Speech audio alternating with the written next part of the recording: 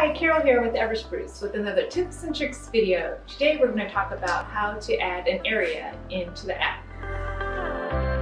So to create a new area in the app, all you need to do is first log on into the Everspruce app. So here I'm logging on. The app has taken me to the area location. So all I have to do is do the plus sign, click on Add New Area. The camera will prompt me to take a picture of my area. And I'm going to click Save. I'm in batch mode, so now it's taking me to the task list. I'm going to click on that and type in kitchen. Click Save. Go to my home button.